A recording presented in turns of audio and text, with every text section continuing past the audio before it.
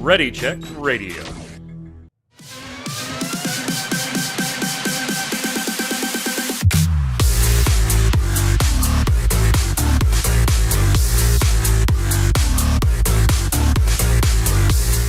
What's up, Internet? It's Thursday, it's 7 p.m. It's time for the Relic Grind. The Final Fantasy XIV Square Enix podcast here on Ready Check Radio. Welcome to 2025. We're back from the holiday break. It's good to be back. I'm your host, Mike Byrne, a.k.a. Magic Man, and this is episode 139. We're going to be talking about Final Fantasy XIV, Blacklists, Final Fantasy XI, maybe a little Final Fantasy TCG, and some other Square Enix news along the way. Hope you enjoy the show. Thank you so much for stopping by, checking it out live here on twitch.tv/ReadyCheckRadio. If you're watching on YouTube, listening on Spotify, Audible, any of the podcast platforms, thank you so much. Give it a like, a subscribe, thumbs up, good reviews, all that good stuff that feeds the algorithm. And, of course, let us know your thoughts on the topics below. Head on over to ReadyCheckRadio.com to get the entire backlog of shows. Joining me to talk over all this fun stuff, Mr. Chris Montoya. What's up, Tarkoth? Greetings, programs. It has been too long. I hope we had a good holiday season, guys. And everyone out there. Yeah, like everybody had to make sure all the equipment worked, brush the dust off of it. Stuff off, find out what buttons do what. How do I bring up a camera? All that fun stuff. Also on the line from overseas, Mr. Paul Berlin. What's up, Flynn? Let me move your camera. Hello, I'm once again speaking to you from the future. It has been definitely too long since we've last done the show. It has been too long, but we are back. We'll be back for Gaming Gumbo on Saturday. No Faye streaming tonight. She's a little under the weather. She hopes to be back next week. She was sick last week. Thought she'd be okay this week, but not so much. So, but she'll be hopefully back next week. You can join us for Gaming Gumbo on Saturday, Tark streaming on Saturday, and then Final Fantasy trading card game locals on Monday, as always. We've still been doing that stuff, but we had a break from the show. So let's dive right in. So let's catch up a little bit. Before we get to like Final Fantasy XIV stuff, how were your holidays? How was Christmas, New Year's, all that fun stuff? Did you get any Final Fantasy goodies along the way? How did it all shake out for you, Tark? Let's see. Christmas was great. Had my kids with me, so I had a great Christmas Eve, Christmas morning. I don't know how to feel about buying Fortnite goodies for my son. It feels wrong. It feels dirty. He's of that age. It feels dirty, but he loves the game. So I'm like, okay, that's fine. 14's been good, though. Been banging my head against the wall for Fru.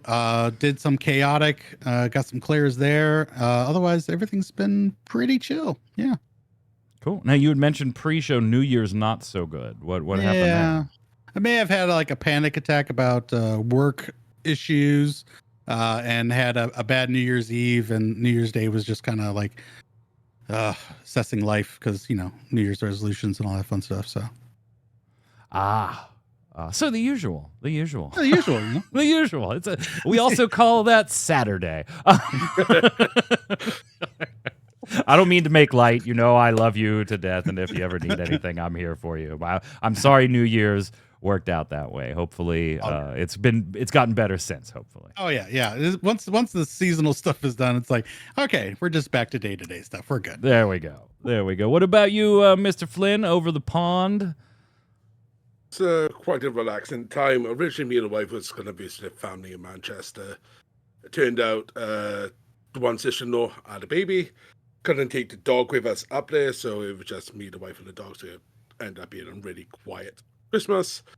Wife got me Fantation, which I have been loving, and hit my head against the wall a fish. That game be difficult.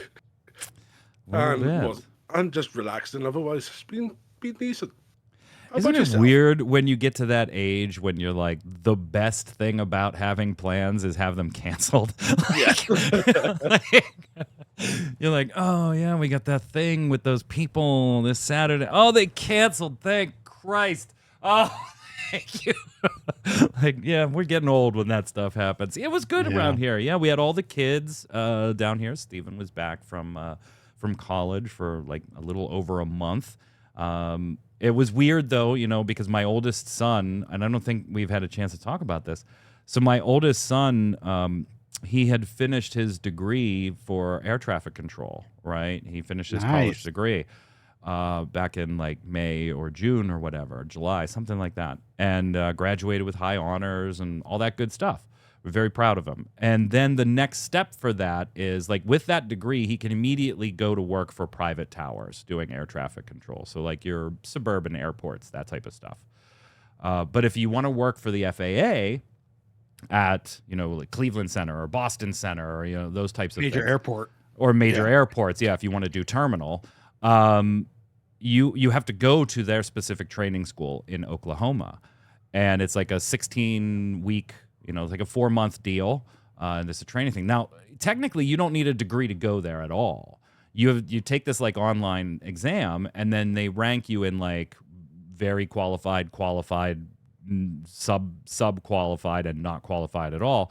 And then they kind of just start pulling from the top down. And you'll, like Tark, you could go take the test tomorrow. And in their next pool, if you were well qualified, they would say, hey, you want to come? This is the date you got to be here. Now, obviously, there's other stuff that goes into that. Our age, they would just skip us, right? Yes. As soon as you're like over 25, they're not interested in much anymore because it's mandatory retirement at 55. So, I'm 43. They aren't bringing me down to Oklahoma.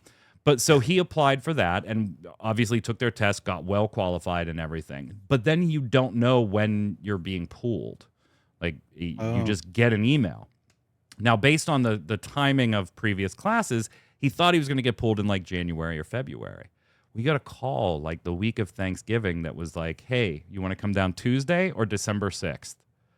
And so all of a sudden, my oldest son was gone for the holidays. Like he had to move to Oklahoma for 4 months for the training. And he's down there now. But it was like very weird Christmas, without my oldest son there. For the first time, we had a Christmas where one of the 3 kids was not there. So that was very weird here. But we got him on a phone and we did a video call and we had mailed all of his presents down there and stuff.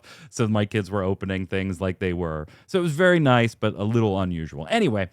On the Final Fantasy XIV front, not a whole lot going on that we haven't already really talked about, right? We had 7.0 and the expansion, and then 7.1 came, and we talked about the live letters there, and we talked about the Chaotic Alliance that was coming, and all that fun stuff. But now that stuff is all here since then. We've had a chance to get in on some of it. We're kind of now through I guess you can say Act 1 is now officially done. In the story arc, we still have we still have the 4 patches that'll go here, but it's reasonable to say that like .2.3 is going to be Act 2, and then .4.5 will be Act 3 of the expansion. So we still have a while to go through the rest of this. But now that it's all the dust has settled, Flynn, and you're looking back on dawntrail as a whole so far through 7.1. Are you still, because out of the 3 of us, you were the one that kind of liked this one the most so far. Not to say that was your favorite, but out of the 3 of us, you enjoyed it the most. Are you still looking positively back on Dawntrail? Now that the dust has settled, you've gotten your .1, you saw where things are starting to go. What are your thoughts now? Well, our last show was just after the patch launched, so it was going to be. It's the first patch we have had in this game where I didn't start the MSQ for about a week. Just because I had no drive to even start it. I did the Alliance Day 1, which I absolutely loved. Yeah. The dungeon from... Echoes of Vana'diel is pretty good. Pretty great. Yeah. I think, sitting with it now, it's like, they did a lot of Final Fantasy 9. Why didn't it just do Final Fantasy X? Because Xanakin would have made much more sense for where they went with the story. It's not sitting with me as well as, say, Endwalker did in the same time span, Shadowbringer Stormblood. Tark? You and I were both of like the kind of like laissez-faire on the expansion. How are you feeling now? 6.1 has been good. I've been enjoying Fru. It's a lot better than Top. Echoes of Vana'diel, while I'm not all up on the intricacies and the Easter eggs that 11 has, I really enjoyed the Alliance raid, both in the fights and all the little Easter eggs that my buddy Piers and Ultima have told me. So really have enjoyed doing that every single week. Did you go in near Christmas? Because one of the Easter eggs in Lower Juneau was that they were playing the Christmas music. Yes, Yeah, that was so cool. Yeah, so cool. I did forget to go in over that. Oh, it was heartbreaking. Good. Yeah. Echoes of Vana'diel is amazing. And that's right. That was like when we first saw that that's where they were going. I was like, that's really the only reason I care about this expansion. Like, is Echoes of Vana'diel. I'm such an 11 fanboy. We'll talk about that a little bit later. But yeah, Echoes of Vana'diel was so good. I can't wait for the remaining tiers of this. Juno recreated in the 14 engine was just like chef's kiss, right? And it also was like, why haven't you been remade? Like, it was so aggravating, but loving the entire time. The expansion as a whole. Oh, and Chaotic Alliance was kind of neat, actually. I know it's kind of. Yeah, it's kind of like a divisive one right now. Yeah. And we knew that was going to be the case because it's catering towards that higher end, maybe not the 1%, but let's call it the 5%, right? It's trying to open up that challenging rating percentage a little bit. And it hits the mark in some respects and it kind of misses the mark in others. I do kind of like the randomized mechanics and things like that. Those are, it's very neat to me. I want to see where this goes. But as a whole, like, I'm probably feeling more down on the expansion itself than I was before 7.1. And again, it's like a lot of the same things we talked about. They're doing great with the dungeons. I've loved the dungeons. They're doing great with the Alliance raid. I've enjoyed the 8-person raid. Like, that content is good, and it's enjoyable, and it's fun. I couldn't give a shit less about the story at this point, and that feels terrible to say about a Final Fantasy XIV expansion. I just don't care. Like, Flynn, I'm kind of like you. I waited to do the story for a while, and then when I did it, it was like, I really don't want to do this, but I feel like I need to get this done. Like, I just don't care. And it's at the end didn't give you any sort of intrigue. Like, no. It's a pretty obvious how it's gonna do. Yeah, it's so Whereas, telegraphed. give me that 15 minutes of Hildebrand. I'm like, is this actually Hildy? Is it a different Hildy? Give me more Hildy. That's what I want. I just don't care about the story. BF5. And we've seen like all kinds of fun, quote unquote, fun reports on like the number of voice lines that different actors and actresses have and characters have, and the number of times certain characters are mentioned by other characters. And I'll spoil both of them. It's Wook Lamont. Like, it's all over. And that's kind of fun and neat. I don't feel interested or invested in that character, but pulling it outside of just the like Wook Lamont hate, which I'm not a subscriber of, I am indifferent to this character, and that's bad. I'm like indifferent to everything that's going on. Kona was probably the most interesting character to me, but it just felt like the best way I can describe it, the way I feel for the expansion, is like there were no consequences. And we knew there wasn't going to be like high stakes going into it. But even like the minor stakes that were in the story were immediately just rectified out of nowhere through the entire story. Like, I noticed it right away at the first dungeon in the 7.0 when the expansion dropped. You know, the boat breaks down, you guys get off, you go through this dungeon, and immediately upon coming out the other side of the dungeon, here comes the boat. They fixed it. Oh, cool. So the dungeon was a complete waste of time. I should have just stayed on the boat and waited for them to fix it. And that just kept happening, right? And the whole Souls discussion in Alexandria and everything, that could have opened up some like really morally gray, ambiguous, thought-provoking story beats, and it just didn't. It just, I don't know. it just felt slow, and I wasn't invested in it. It is my least favorite expansion. Whether it stays that way through 2.2 through 2.5, I don't know. But at the moment, it is, Flynn. And I may be totally off base and crazy, but I also don't think I am. I know there are some other long-timers like myself that feel very, very similarly. I do not watch Zeppela content. I will say that right out. I have nothing against her. I don't know her personally. I've never met her. She certainly doesn't know me. Wouldn't recognize me in a lineup. It's just not my, like, the whole high buns thing. Like, that's just not my, I wouldn't sit there and watch it. Has nothing to do with her personally or anything. It's just not my type of content. Apparently it is for a lot of people. Great, good. And she seems nice. Great, good. I watched her whole hour-plus thing on the story because I wanted to see if I was nuts. And just like everything she said there, I'm like, yep. Like, I almost wanted to be like, I should send her a DM. We're dead on this one. So, I don't know. Yeah, but the content, loving it.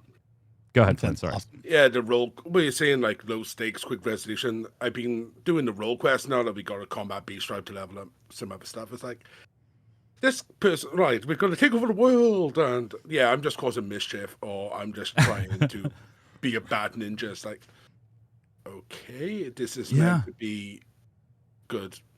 Yeah, like Buckle Jaja had like the most expedited redemption ever. Like, he was just like, oh yeah, we've been genociding our own people for generations to try and do this selective breeding, but now I realize that probably wasn't the way to go. We don't like that you did that, but we like that you see there's a better way forward. Next this expansion should have really been 2 expansions split up. Oh God, don't say that. You could have fleshed it out. It already felt dragging. I don't know. The Echoes of vana'diel is fucking amazing, though. I love it. More of that. Why couldn't it not be our MSK? The content, Tark, you're right. The content is so good. So the good. Story, which is what everybody knows Final Fantasy XIV for, just isn't for me. That's fine. I liked 7. I told everything about 7.0. 7.1 story, I liked knowing what those people were going through now that they don't have their shield of not knowing what death actually means taken away from them, and their fear and trepidation about how to move forward. The twist at the end left me going, oh, what's going on? So I'm intrigued about what things are going forward, but yeah, the content's just awesome. The dungeon. See, now I agree with you on 7.1 that it was interesting, and Torchwick and I have talked about this too, privately. That we both thought it was interesting that they were taking a moment to go back and talk to these characters now that this, perspective altering event for them had taken place. The world has changed as far as these people know. And we both thought that was interesting. But then when you talk to some of them, like, the dialogue just like didn't make sense in some cases, where it was just like you had one or two where it was like very thought-provoking, and they were, pining for Sphene and kind of lost without Sphene, But then you had other ones that were like, yep, it's a Saturday. Just like, what? Wait a minute. Why did I have to talk to this person? And Zeppela had kind of pointed one of those things out like earlier in 7.0. I think her example was when you're talking to the farmers in Alexandria, right? And they're just like, yeah, we're farmers and we do this and we're proud of this and everything. And it's like, we're trying to investigate how this place just all of a sudden fucking showed up and what you guys are doing. And we know what farming is. Why are we doing this? Why are we finding out more about farming? I hope .2 picks up.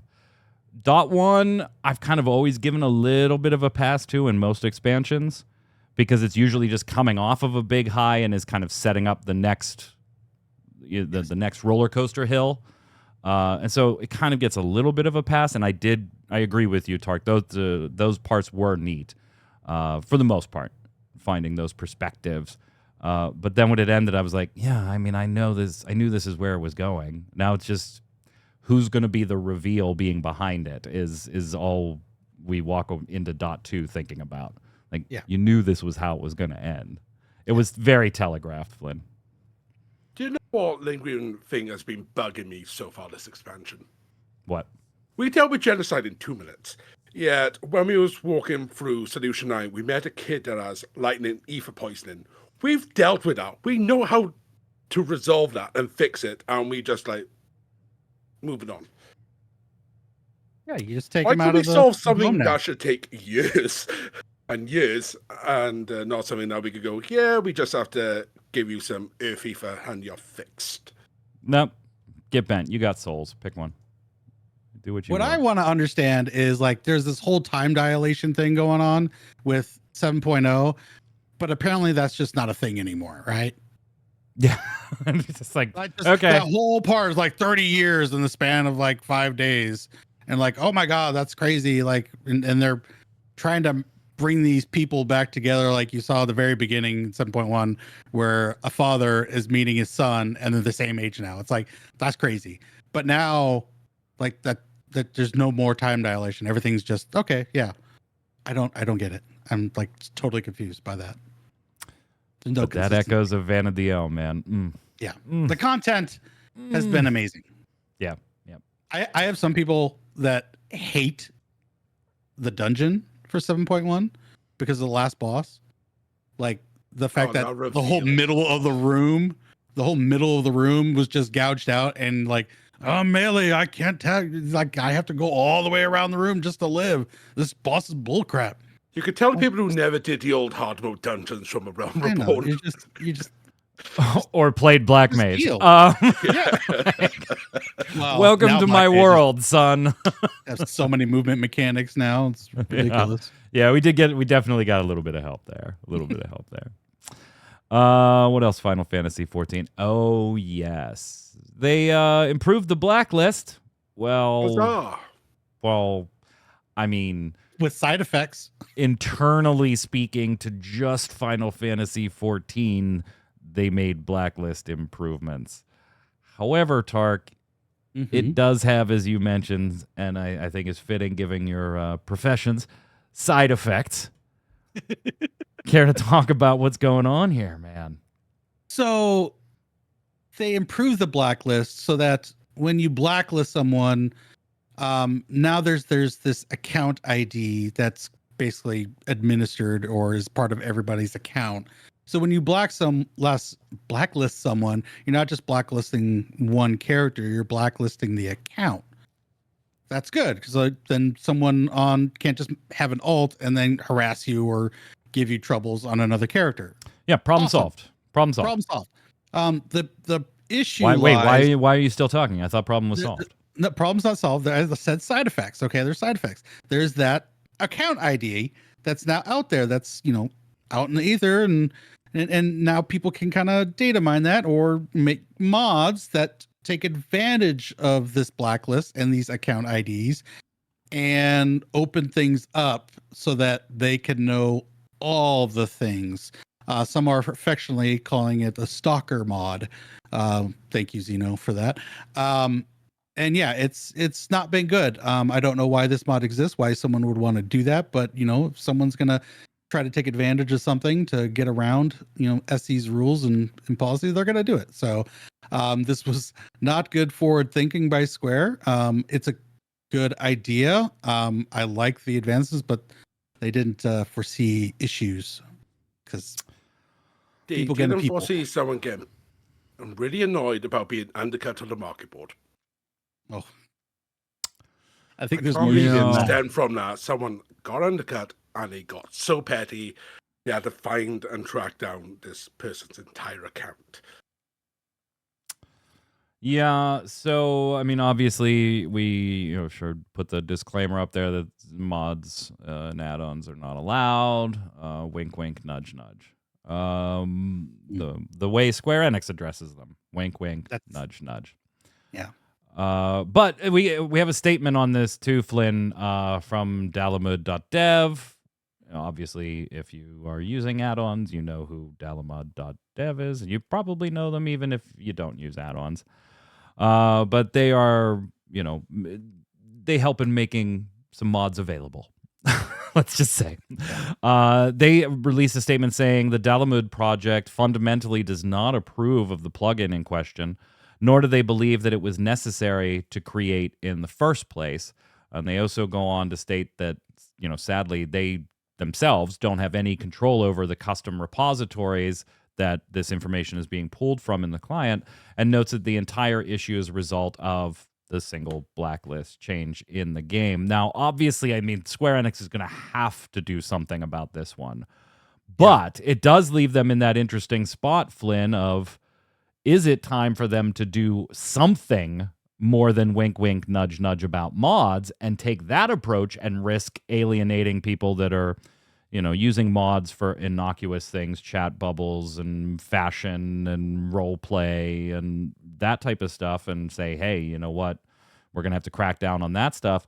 Or is this simply we're going to make another change inside the blacklist features of the game? I don't exactly know, given how this is functioning, what that change would be, but I'm sure they could work something out. There has to be a better way than exposing the account ID. You can opt out of this, by the way. Yeah. By giving more information to opt out. By reaching out to a total stranger on Discord who just made a mod exposing account IDs and giving them your...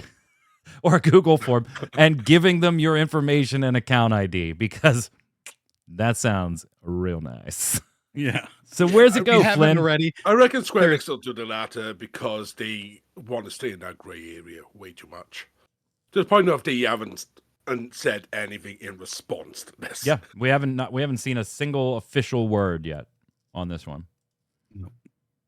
I will say, if you haven't already, please get a security token for your account. Like, if all this stuff is gone, please get a security. Like, the amount of hacking that can happen with this, is going to be astronomical. Square Enix also, this is kind of totally unrelated, but kind of related because we're talking about harassment or potential harassment inside Final Fantasy XIV. Square Enix did update their group customer harassment policy. So if you were one of those maniacs that has, threatened violence or discriminatory speech against Square Enix employees and things like that, voice actors. They have, or it's voice actors. Yeah, they have updated their policy. So there's a list of several things considered undue demand that includes things like unreasonable requests for monetary compensation or demanding that Square Enix punish employees. And they have updated this to go up to and including the right to cease providing support services or to refrain from providing their group product or services. So literally, we don't have to give you our game. You are banned. Yeah, you're banned. You're banned for being very, very bad. Now, I feel like if you really need to be worried about whether or not your behavior violates a harassment policy, your behavior violates a harassment policy. Is this going too far? Yeah. If you have that question, it's probably gone too far. This is kind of a good rule of thumb. I'm not saying you're doing anything wrong, but it's a good rule of thumb that if you're going to tell somebody a joke at work and you have to go, wait, are they going to report me to HR? They probably would report you to HR. Is it okay? Yeah, it's just me and you. Yeah. This is not my WhatsApp group that I should. This all goes all the way up to, by the way, and to take legal action to protect its employees or criminal proceedings upon consulting with police or lawyers. Talk about an update and a half. It's just sad that we live in a world where they had to update it like this. Anonymity on the internet, man. It's a crazy thing. It's a crazy thing. Hey, before we leave the topic of 14, though, what'd you guys think of the mobile reveal? Oh boy, so good. I am more hyped for this than I am for 7-2.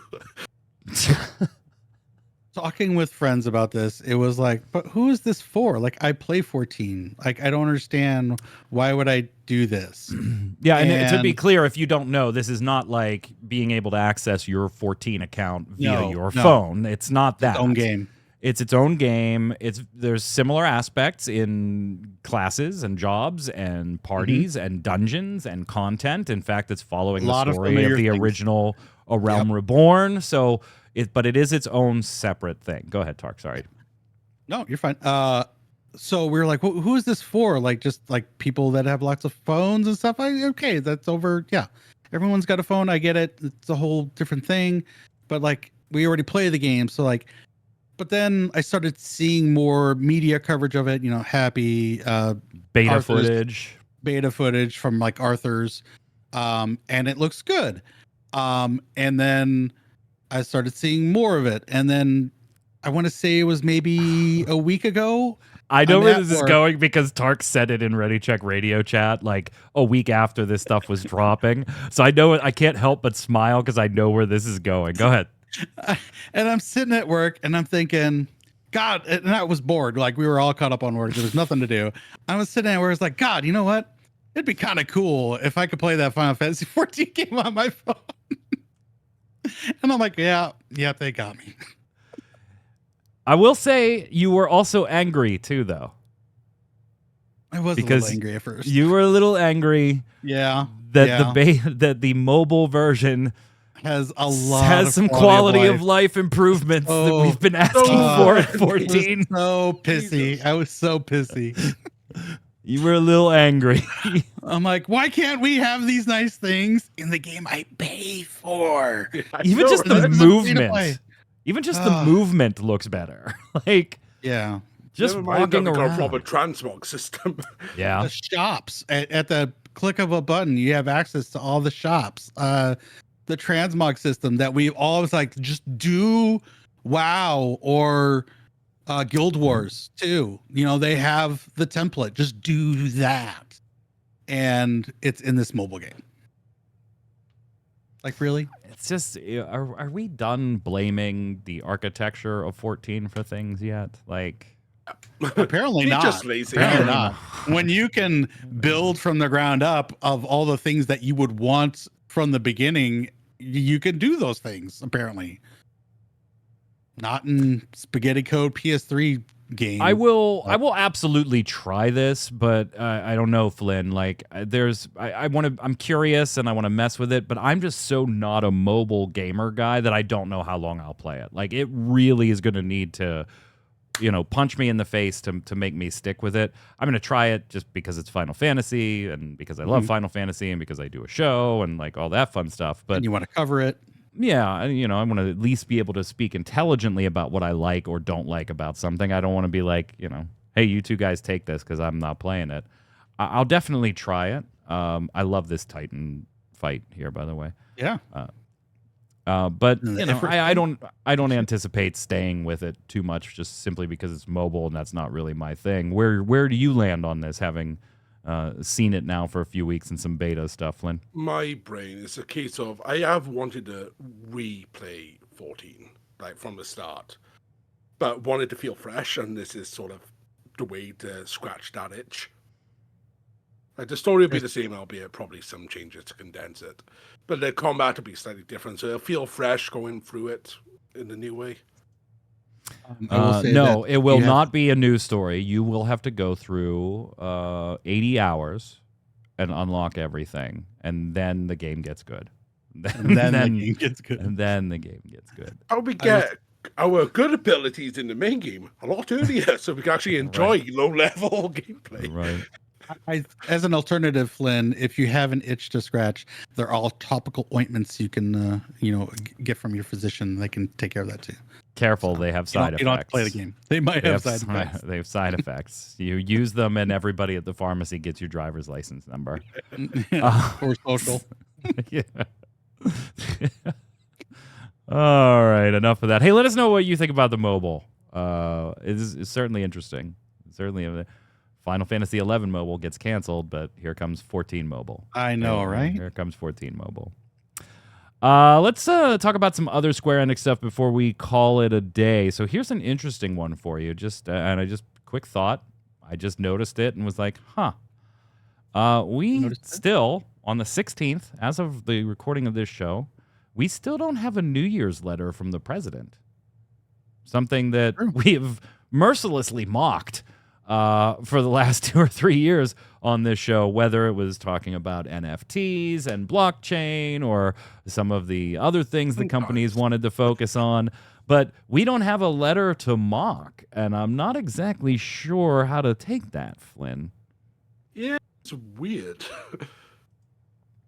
And that's as far as I can go. It just feels weird. Like something's missing. No, I mean, we know that they've kind of like, they didn't have the best year, right? No. And there was a lot of focusing on quality versus quantity analysis and things that went on in the back half of the year. But and they had those big discussions during the financial reports, Tark. But you would think that, like, maybe let's go pound those ideas out in the public's eye one more time with a New Year's letter. Basically a little pep talk roadmap of what's coming from Square Enix for the new year. But maybe it's just like, the last 3 have been really bad, been mocked and ridiculed by many outlets, including our little show here. And maybe they're like, we can no longer spin good things about NFT, blockchain, and all that investments, that we're looking forward to. Is like maybe we just don't do one this year. Maybe, and then things aren't looking great in the schedule front. I don't know if you. Yeah. So like looking forward, I kind of did the same thing, right? Where I was like, okay, if they're not going to do a New Year's letter, I'll bring that up on the show. But then let's take a look at the rest of the year and kind of give our own opinions on it. So on the Final Fantasy XIV front, we're going to get our patches, but we're still a year and a half away from any expansion. So not really a big release on that front. 17 is probably in some level of development, but that certainly isn't coming this year. 4 years maybe away. Right. Final Fantasy IX Remake hasn't actually been confirmed yet. So if that's a thing, maybe it could possibly make it this year, depending on where they're at with it. But it's not an official project, right? It's not an official project yet. Yoshi P has teased that Creative Studio 3 is it Studio? Studio. It's not Business Unit 3 anymore. No, they dropped the business thing. Yeah, it's just Creative 3, Unit 3. Now, they're working on at least 2 unannounced projects, and we kind of have speculated on this show that one of them is probably Final Fantasy Tactics, just given some teases, things that Yoshi P has said. But again, another unconfirmed project. And so you kind of look at the slate for 2025 and you go, what are they releasing this year?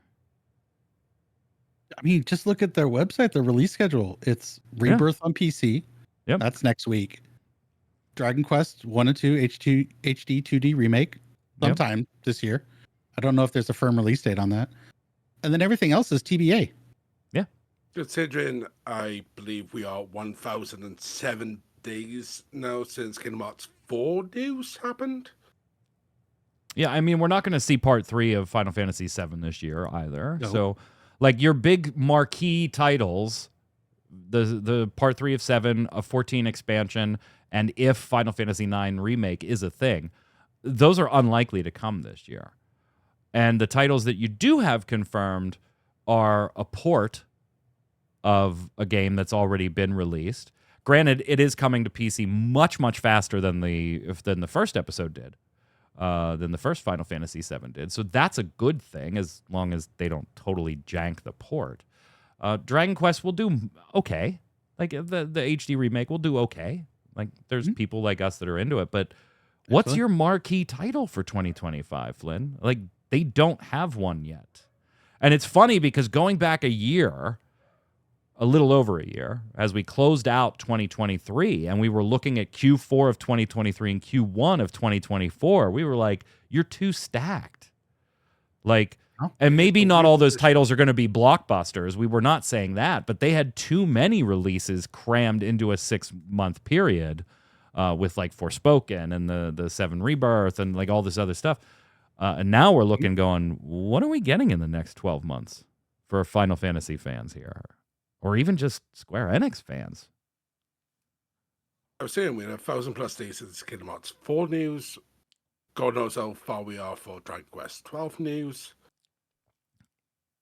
I mean, maybe. What do you mean, how far off? We haven't heard anything about Dragon Quest XII since they slightly revamped the logo. Yeah, that's mean like. And then talked a little bit about the battle system days. being a hybrid system. Yeah. And maybe the only number I could find exact was 1070 since Kingdom Hearts 4 last had any news. I couldn't find exactly for Dragon Quest 12. And maybe all we get this year, or the majority of for this year, is announcement of ports because Switch 2 was announced. Yeah, we're going to come back to that one in a second. Like, obviously, we knew Switch 2 was going to be a thing. And then there's been rumors for the last month. Nintendo just kind of pulled a, fuck it, you already know about it. Here's a trailer. Today, earlier today. Yeah. They were just, that's literally what they did. They were like, yeah, screw it. Here, you guys already know about it. Here's a trailer. We'll see you in April for the Nintendo Direct. What did someone say? The last company that announced the Switch 2 was Nintendo. Was Nintendo. Yeah. God, it's looks like it's going to break all the time with kids. So let me talk about this then. Because with 14, it is not the MMO I've been playing the most of lately. And it's not even 11? Close. It's Final Fantasy XI. So during the Christmas break, Torchwick, my son, has never really played it. He tried a trial for like a couple of days, way back when. But he was like, I want to try Horizon, which is the private server is up to level 75. It goes to Chains of Promathia, the second expansion for 11. And I said, okay, and he was like, come on, you try with me. And I'm like, fine, I will try with you. But you got to know some stuff about doing this if we're going to do this. Like, we're only going to get so far. We're going to have to make friends if you want to continue to play this. Like, we will have to make friends on the Horizon server, find a link shell, blah, blah, blah, blah, blah, like all that stuff. I said, there's only so far the two of us are going to be able to get.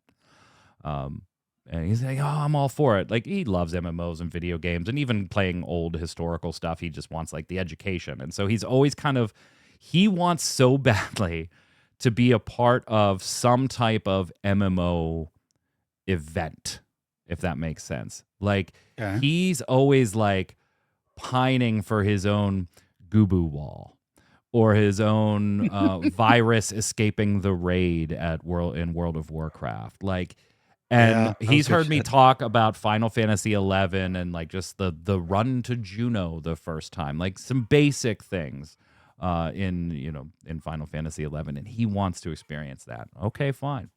We played Horizon for a night. It was like a Saturday, so it was like a 6-hour thing. And we got to, I think, like a level 11, level 12. We had just snuck our way from Sandoria into Valkyrie Dunes, and I'm talking to him about the sub-job quest and everything. So that night we finished playing, and we're talking upstairs, and I said, look, if you want to play this for like the story and the experience of messing with the classes and stuff, we really should shift to retail. And because you'll be able to do more by yourself at this point with trusts and the increases in leveling speeds and all that stuff. If it's important for you to feel the story of all these expansions, because there are some great stories, by the way, if you've never played 11, there are some of the best Final Fantasy stories and some of the better villains in Final Fantasy as a whole hidden in 11 if you've never played it. And he said, well, he's like, I really want to experience like the grind of it all. And I said, you think you do. You think you do. But you aren't going to have the time for it. Like, you just won't. So the next day I got him to try retail, and by the end of the night, in like 4 or 5 hours again, now we're like level 22. We have our sub jobs unlocked. Like, we got so much more done, obviously, right? If difference. You know. Big difference between Horizon or a private server that's capped at 75 and retail these days. If you know, you know. If you don't, I'm more than willing to tell you. I'll talk about it for freaking hours. And I cannot stop playing it. Now, I stayed away from all of my existing characters from back in 2003 all the way through. I stopped like heavily playing shortly after Wings of the Goddess dropped. And then I've kind of dabbled a little bit with some of that. So I stayed away from all those characters, rolled new and everything. I sent Tark a picture. I was like, look, I'm hanging out with Shantoto because I had Shantoto 2 out. I love that. That's my favorite. Shantoto 2 is my favorite trust. And here's how I know that you've been playing quite a bit is I messaged you back. I'm like, yeah, I had played a little bit too, and doing Scholar, and you just like slamming with details about Scholar and my sub job that I should be. I'm like, yeah, he's in an 11 mode right now. He's all I was. Right now. I was like, oh shit, I didn't. Wikis. Yeah, because Tark, like I know Tark had messed with it, but I also know that Tark was like not exactly favorable on it. He kind of liked some things, but didn't like a lot of others. And so I was like, oh, I didn't know you still played. And he was like, yeah, I dabble with my friends. And I'm like, oh, what are you rolling, man? Scholar, I got it to like level 42. Sweet, what's your sub job? Oh, I think I'm going to go Red Mage. And I was like, oh, that's going to be a little rough. Maybe you want to consider something else because Red Mage is kind of like gimped on white magic and black magic because it's Red Mage, and now you're sub-jobbing it, which further gimps it. There's benefits to doing that later, but maybe not doing it right now while you level. And like, I just went off on dude. Like, and I took it. I was like, yeah, it's good. Yeah. I was like, just like all this Final Fantasy XI. Unix information and doctor's language. So, but here's my thing. Check this out. Check this out. They actually, by the way, Final Fantasy XI is the most non-maintenance MMO RPG for a maintenance mode MMO RPG. Right?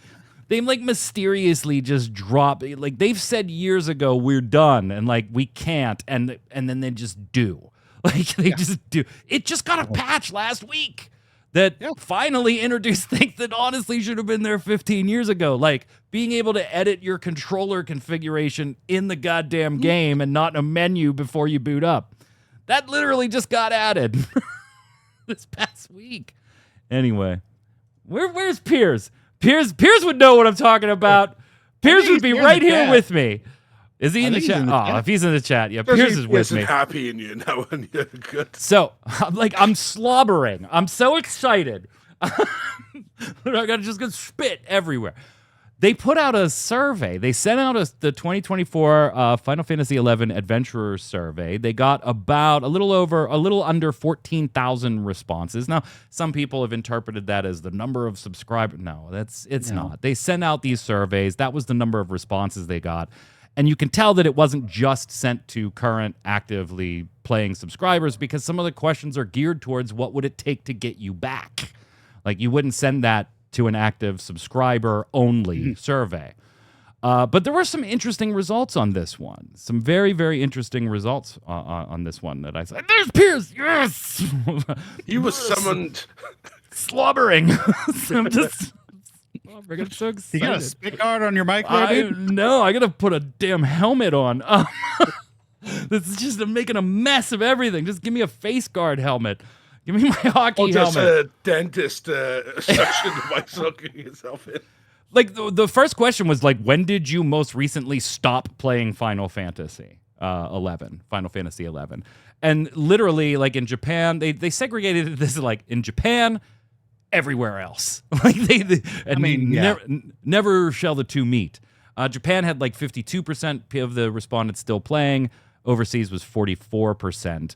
And then there was a big chunk that stopped in Voracious Resurgence, which was like their 2020 thing.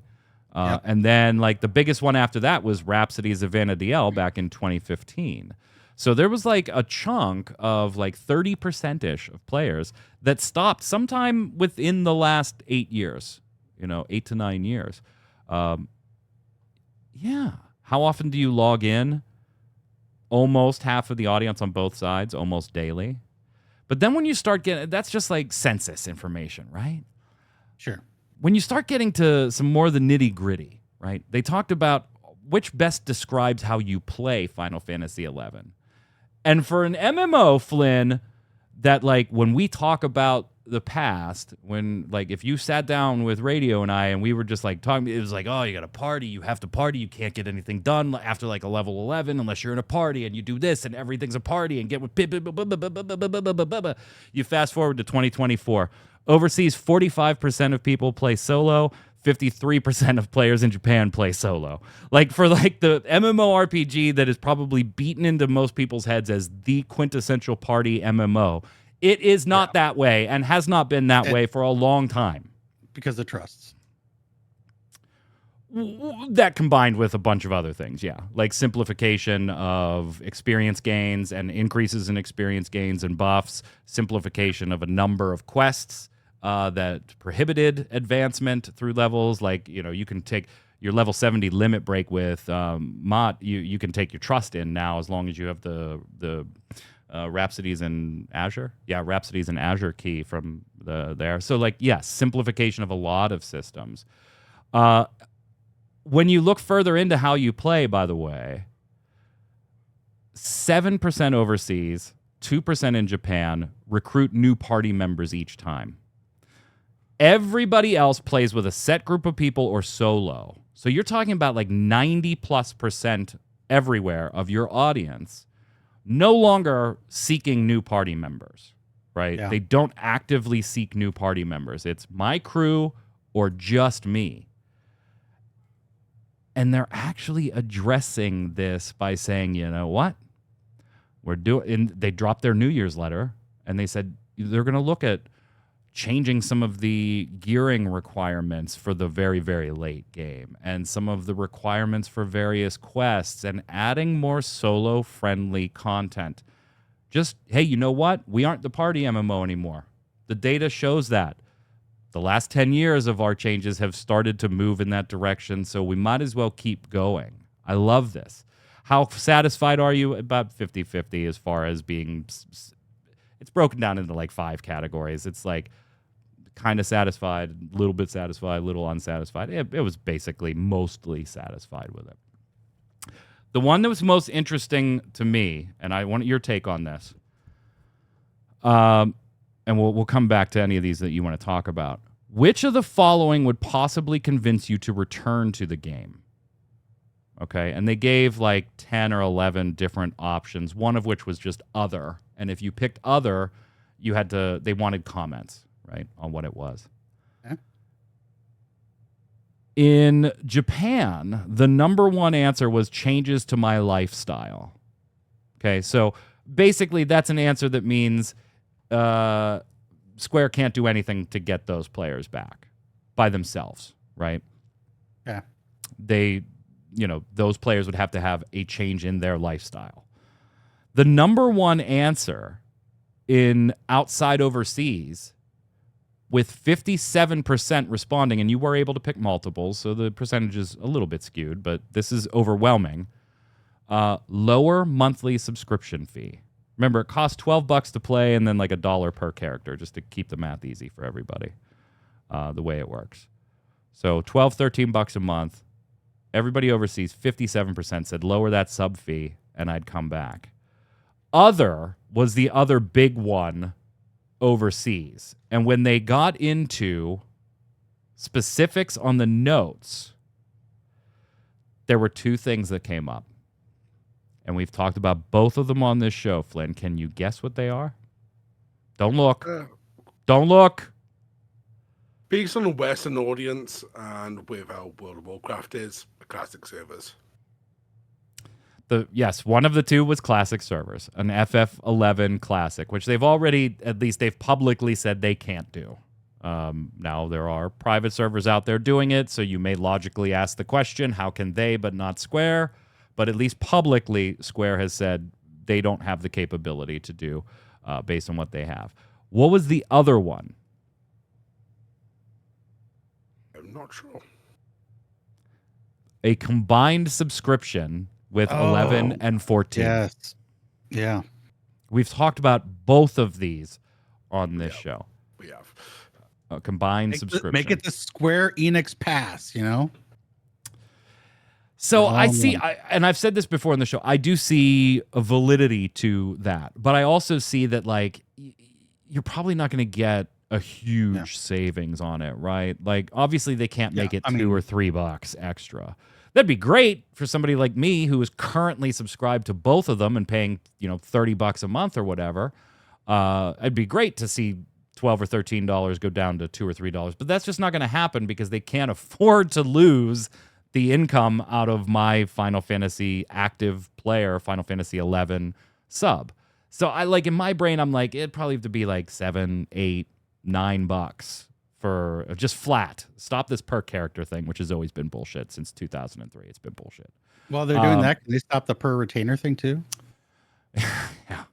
But I always feel like it's probably got to be like $7 or $8 or $9 because you got to kind of do that risk analysis, right? How many new players who aren't paying us money right now will give us $7 or $8 versus and stay here versus how many of our existing players that are paying $12, $13, $14 are now only going to pay $8 or $9. Like you have to do that analysis, and I don't know. But then it started me thinking, like, they got this survey. They've already committed to some stuff coming up, even though the game's in maintenance mode. And I literally just wrote an article on MMO Bomb like 2 weeks ago. It was like the top 5 maintenance mode MMOs you have to play at least once. Final Fantasy XI was on it, and then 2 weeks later, they put out an update letter. Like, what are you doing? You're either in maintenance or you're not.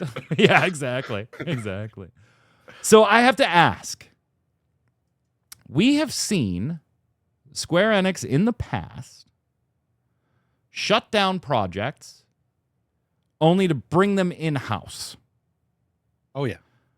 That happened with Final Fantasy VII Remake, right? That was largely external for years, and then they pulled it back in. The dot hack people, right? Yeah, and they finished it all up. They just canceled the Final Fantasy XI mobile remake. But that's been worked for years and years and years, and there's tons of assets, and there's all kind. Now they said the game like didn't live up to the quality standard. I don't want to like get copium and hopium and all my eums up, but it is an interesting thought on maybe they are thinking about doing something with 11, because there will come a time when 11 cannot physically be played. If things stay the way they are right now, there will come a time that you physically cannot play it anymore, even if they wanted to keep it up, right? The equipment that they use for this is a finite resource at this point. And they've done things to extend the life and use cloud storage and things like that. But with everything they've said publicly, there will come a day where you just can't, you turn the switch on and it doesn't come on. Now, I don't know if it's an offline thing, just so you can go experience the stories, or how much attention is 14 bringing 11 with the Echoes of vana'diel raid series, because they've noticed an uptick in subs because of that. They've also noticed a little more advertisement of private servers, and they've actually started saying and going after, like, copyright claiming certain things, which they have not historically done, but now they are doing. So it just makes me think, is there a possible future for a 11 remake, a single-player offline version a la Dragon Quest X? Or am I just, pipe dreaming it here, Tark? What do you think? Pipe dreaming? No. Possibility? Absolutely. Like, there's always a possibility. Like, I want to say it was 5 years with Nexon working on the mobile. So there's a lot of stuff there, and I think all those assets reverted back to Square Enix, so they could do what they want with it. Yep. There is a possibility that something can be done with it, whether that's going to be a classic server or a mobile version a la 14 mobile. I don't know, but they could do something to keep 11 alive and keep those resources going. I would be all for it, because I would love, especially like a classic server. I hear all the time from peers in Ultima, shout out to you guys, about their days playing the game at the launch. It is completely different now. It is completely different. Like you said, very solo friendly. I take my trust and I go to Crawler's Nest. Run into this little hole in Jugner Forest. Sneak's about to wear off. Run! I'm not even that. I have a mount, so I could just go. I don't worry. No, about I'm talking about pre 75. Old school. Yeah. You needed all the things. You're like, hey, these mobs can smell you. You gotta get that. These ones can hear you. Deodorize. Yeah. Deodorize. You gotta sneak. silence yourself. It's, you know, all that fun stuff. Just to walk through the world, it was dangerous. So I love that kind of MMO feeling. I miss it in today's modern MMO for the last 15 years. I would love to see something like that come back around. But you stop messing with my stuff, dude. Stop messing with it. I'm sorry. I'm booting up Final Fantasy XI. Go ahead. Oh, I see. It's play online messing with it. Got it. I understand now. Do. But there's absolutely, I think, a place for it. They just need to pull the trigger. And maybe if they do like a classic or the remake, maybe is a better word for it. Melding a package sub would be the point for that. Flynn? I think they have gone on record. I won't say that's my memory's failing, that because it's a numbered Final Fantasy, they want to keep it alive in some way, shape, or form. Which they've done with mainline Dragon Quest with 10 overseas. Sorry. I'm sorry. The play online music. I didn't mean to open that. I'm so sorry. Hold on. You nerd. Such a nerd. God, Yeah, the nostalgia bomb I just dropped on some people. Go ahead. Sorry. But yeah, I definitely think they will want to preserve 11 in some way, shape, or form, whether it's getting 11 to the point that it's a zero cost server so they can just keep it running because other things are keeping it afloat, or it's an offline client or something that you can go in and it's a different experience, but at least 11 still exists. Yeah, I mean, the wild thing is, like, I think back on being in the beta testing for Final Fantasy XIV version 1.0, right? And before we had gotten our hands on it, like, we'd seen a couple screens in a magazine type deal. And Raideo probably has a very similar experience. And as an active 11 player at the time, most of us were just kind of like, all we want you to do, here's the key to success, Square. All we want is the exact same game. Like, the exact same game, but update the user interface. That was it. That was all we wanted. Like, could you give us a little WoW-esque interface and just paste it right on top of the existing Final Fantasy XI? And then we all know how the beta 7. Like, hey, if you're gonna redo 7, all we need from 7 is just update the character models, like, and make it so much more playable. And then we had the beta that was 14 version 1, and nobody listened to our feedback, and oh my god, 80% of people in the test couldn't run the damn thing anyway, and and then they spent all their XP, you know, hacking at trees like me, and then like, oh, now I can't level any other jobs for a day. After the show, by the way, just as a status check, I have about a level and a half to go, and then my this is so dumb, by the way. I already have a red mage, but I started a red mage, so whatever. With my son, and I did an entirely brand new character. I did because I was like, I don't know what the fuck's going on that character. It's been 3 or 4 years since I last logged into it. And even then, it was like I logged in for 3 weeks, had some fun, and that was it. So I was like starting over totally new. I didn't even mail myself some gil or anything. But I'm like on the level and a half away, and then I'll have my 75 red mage and 37 scholar, and have to get 3 merit points and stuff. I already have the kindred seals for my level 75 break, but yeah, very excited. I'll be doing that after the show today. Hit me up, Lakshmi. I know, it's a smaller server. I don't care.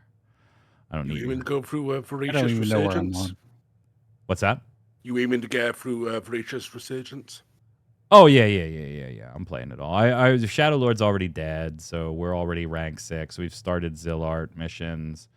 We're still doing Rhapsodies of vana'diel stuff along the way, too. So I'm showing him the ropes. Here's my problem with 11 is that, so I play 14 on the regular. So when I go to 11, I want a little bit different experience. I want to play with my friends. And like the server says, I'm not looking to make new friends on there. So when they're not there, I'm playing solo with the trust, but then I get bored. I'm like, I'm just by myself. Like if I'm gonna play a single player game at that point, yeah. It's definitely just like most MMOs. It's definitely better with friends. 100%. Yeah. So I have a hard time playing long sessions in that game when my friends aren't around. So it's like, well, okay, I'm just gonna go. It's just weird. Like, I would never buy somebody the expansion pack for an MMO today. Like, but I think when Wings of the Goddess, no, it wasn't Wings, it was Treasures of Adargon. When Treasures came out, my wife and I had played so much Final Fantasy XI since I got it on launch day here in the US for PS2. So that was October of 2023, or I think it was October, but whatever. It came with the hard drive, right? I still have the box and the hard drive and the software because I don't throw this thing away. But and then finally we had a computer that could run it all those years later. So then we got a second account, and my wife and I didn't have to take turns anymore. But like in our link shell, we hung out with that crew like every night. And there was another couple, Joey and Hanny. And I highly doubt that they will happen to be watching this show. But if you're out there, hi, I hope all is well with you. They lived a couple states away. Like, I'm not going to dox them, but they live a couple states away. And I don't remember if they were engaged. I think they were engaged at the time, or boyfriend, girlfriend. They weren't married. And like they could not afford to get the expansion when it was coming out. And my wife and I literally mailed total fucking strangers 2 copies of Treasures of Adargon so that they would be on the journey with us. Like, I can't even imagine myself, who I'm generally pretty generous with that type of stuff. Oh, I want my buddy to play this here. I'll just buy you a copy. I'm able to be in a position to do that, blessed enough to do that. But I literally mailed people that I never met. I never met them face to face, but we talked every fucking night. And here you go. I can't imagine doing that today. I couldn't imagine doing that myself. Last time I've done that with friends with EverQuest. Planes of Power came out. Everyone was hyped, and like 2 guys were like, I just can't afford it right now, guys. I'm like, I got you. And I mailed them each a copy of it. And it's amazing how much the genre has like shifted away from what the actual genre is when you think about it. And group, and we were all together experiencing it together, and we were all having a fucking blast, and that just doesn't happen anymore. Barrett's has thought I wouldn't give people my address to mail it to me. It's funny because like when my wife and I were thinking of doing it, we were like, yeah, but how do we be like, what's your mailing address without being like, what the fuck? So I was like, look, here's what we had to spoil it, right? We had to say, here's what my wife and I would like to do for you. And we don't mind doing it, but only if we needed to talk to you first before we spent the money on them, because you would have to give us an address or a PO box or whatever to get these to you. And we didn't want to buy them if you were going to be uncomfortable doing that. And that kind of like, that broke the ice with, no, here's the address. Like, go ahead and send them. But yeah, like, it's so weird. I don't know. Nostalgia goggles, I'm sure, to an amazing extent, but whatever. Holy shit, we talked about 11 for a long time, and I'm not done yet. You'll never be done. Yeah, I'll never be done. Now that I'm actively playing the goddamn thing again, I'm about halfway through Legacy of Kain Soul Reaver remake. So I will hold off on an opinion on that, Baron. It's fantastic. Like, it's very, very good. It's a remake how a remake should be. Absolutely. And the side stuff and like the fan service stuff and the ghost levels that they put, it's fantastic. Hey, the Switch 2 was revealed today. There are also rumors that both Konami and Square Enix are expected to kind of help boost Switch 2's software library with a major IP. This is according to Nate the Hate on his latest podcast. Said it could be getting the next Metal Gear Solid. And then on the Square Enix side, also adds that their source says Square Enix is gearing up to release Final Fantasy VII Remake on the Nintendo Switch in 2025. We know now that it's going to come out in 2025, the Switch 2. And Rebirth to follow in 2026. When it comes to the new entry, though, it seems a little less likely. I've had some people ask me when Final Fantasy XVI, the newest entry, will come to Switch 2. And to my knowledge, right now, 16 is not planned for Switch 2. Square Enix is prioritizing Remake and Rebirth because those are more iconic games. Cloud is a very iconic character versus Final Fantasy XVI. While a good game, just hasn't really clicked with a lot of people. I think that might be one of the smarter decisions, if true, might be one of the smarter decisions they've made. That is an understatement of epic proportions. While a good game, it is not the Final Fantasy that people were wanting or hoping. Like, yes, you want to get a new audience, but that's not. It should be if you want to put Final Fantasy on it, that's fine. Make it its own side game. That's fine.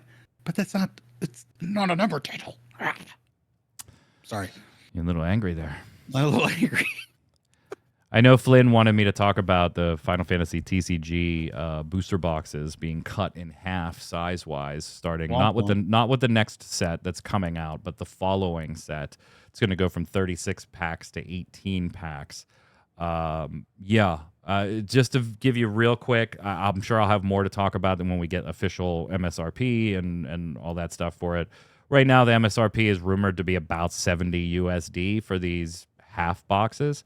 The price per pack or for a full master case isn't going to change, and the number of cards in a pack or in a full master case is going to change.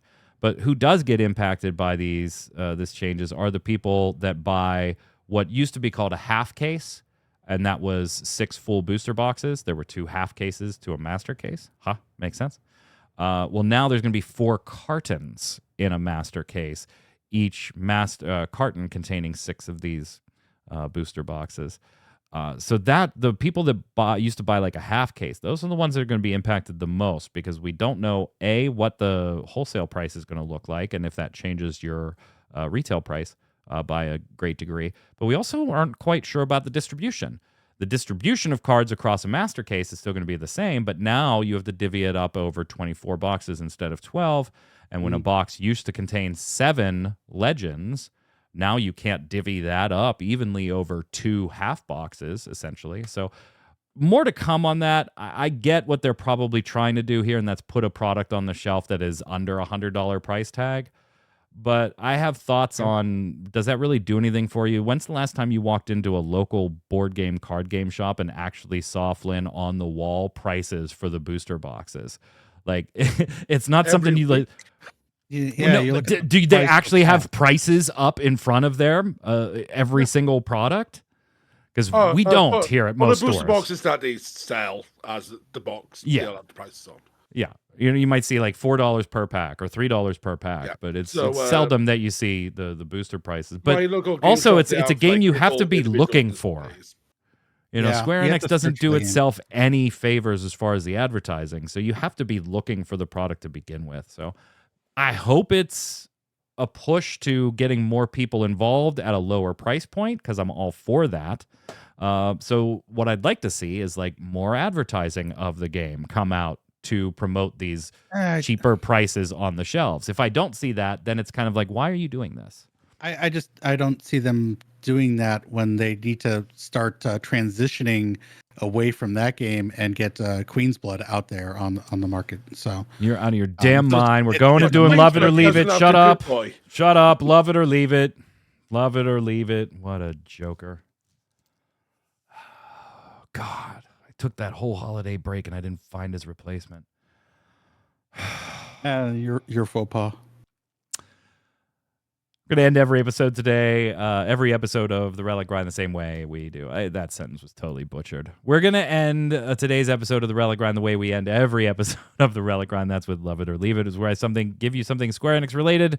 Could be a game, could be a feature, could be something they've done or said in the press, and you tell me whether you like it, want more of it, love it, want more of it, or leave it, throw it behind, never to be seen again. This one's going to be a little weird because I'm asking you to actually make a prediction on how you will feel at the end of the year so that I can bring this back at the end of the year and see if you were right.